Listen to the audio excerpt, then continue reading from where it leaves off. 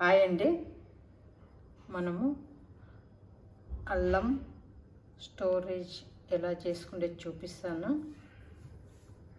ఒక నెల 2 నెలలు ఉండేటట్లుగా ఉంటుంది. ఇది అల్లం పేస్ట్ స్టోరేజ్ ఎలా రెడీ చేసి చూపిస్తాను.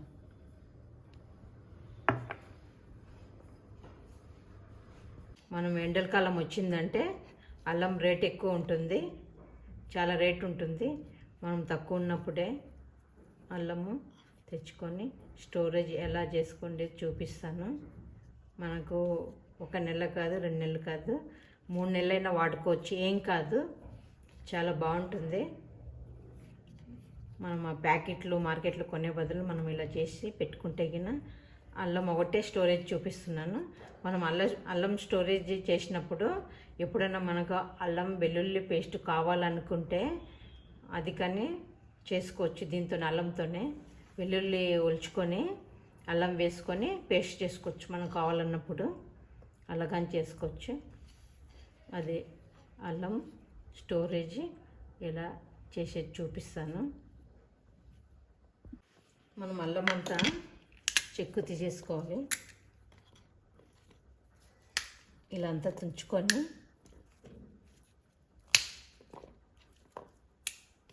మనం అంతా ఇలా తోలు తీసేసుకోవాలి, పైన చెక్క అంతా తీయాలి. ఇక ఆఫీసు పోయే వాళ్ళకు, జల్దీగా ఏమైనా వర్క్స్ ఎక్కువ ఉన్న వాళ్ళకు ఇలా చేసి పెట్టుకుంటే సండే వచ్చినప్పుడు ఎప్పుడైనా టైం ఉన్నప్పుడు ఇలా చేసి పెట్టుకోండి, మీకు ఈజీగా అవుతుంది. వీళ్ళంతా బాగా చెక్కు తీసుకోవాలి. నేనైతే 3/4 kg అల్లం తీసుకున్నాను. మీకు ఎంత కావాలంటే అంత పెట్టుకోవచ్చు, ఏం కాదు, చాలా రోజులు ఉంటుంది ఇది. ఈ అల్లం మనము స్టోరేజ్ చేసుకున్న తర్వాత అల్లం వెల్లుల్లి పేస్ట్ కావాలంటే ఎల్లుపాయలు ఒలుచుకొని మనం ఎల్లుపాయలు మిక్సీకి వేసుకున్నప్పుడు మనం ఈ స్టోరేజ్ ఉండే 1 స్పూన్ కానీ మనకి ఎంత కావాలంటే అంత వేసుకొని అల్లం వెల్లుల్లి పేస్ట్ వచ్చు. మనం ఈ స్టోరేజ్ చేసిన అల్లం కానీ టీలో కానీ వేసుకోవచ్చు. మనకి ఎప్పుడన్నా మసాలా టీ కావాలన్నప్పుడు, అల్లం టీ కావాలనుకున్నప్పుడు ఇది కానీ మనం కొంచెము టీలో యాడ్ చేసుకోవచ్చు, చాలా బాగుంటుంది. ఇలాంతా చెక్కు నీట్గా తీసుకోవాలా, పైన తోలంతా తీసేసుకున్నాను. ఇవంతా చూడండి, ఎంత వేస్ట్ వచ్చింది, ఇదంతా ఇలా వచ్చింది అంతా. మనం దీన్ని బాగా అంతా నీట్గా కట్టుకోవాలి.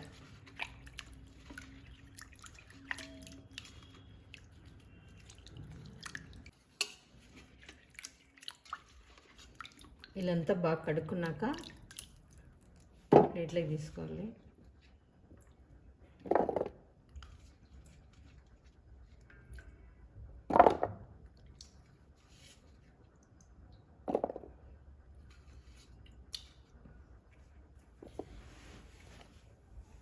ఇలా మనమంతా బాగా కడుక్కున్నాక ఒక కాటన్ క్లాత్ తీసుకోవాలి. కాటన్ క్లాత్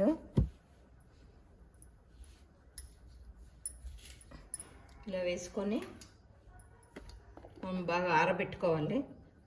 ఏమి తేమ ఉండకూడదు, వాటర్ ఉండకూడదు.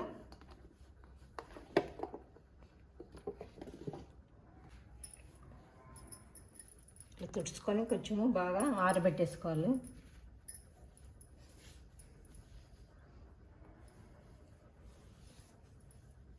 మనం నీళ్ళంతా పోయే వరకు బాగా ఆరనివ్వాలి. ఇవి అల్లము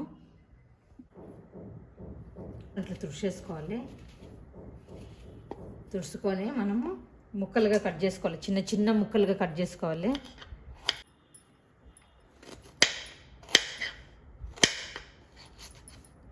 ఇట్లా చిన్నగా కట్ చేసుకుంటే మిక్సీలో తొందరగా మెదుగుతుంది.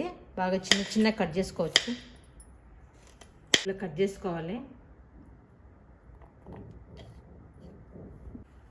నేను ఇట్లా కట్ చేసుకున్నాను అన్నీ. మిక్సీ గిన్నె తీసుకున్నాను. మిక్సీ గిన్నెలో కానీ ఏం తేమ ఉండకూడదు, అసలు వాటర్ తగలకూడదు. చూడండి,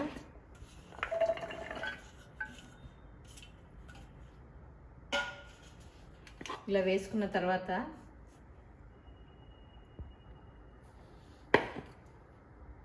నేను రెండు స్పూన్లంతా ఉప్పు వేసుకుంటున్నాను. ఈ 2 స్పూన్లు వేసుకోవాలి.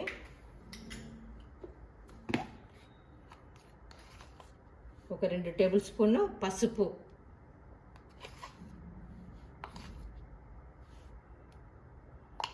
వేసుకున్నాను. ఇది బాగా మెత్తగా పేస్ట్ చేసుకోవాలి.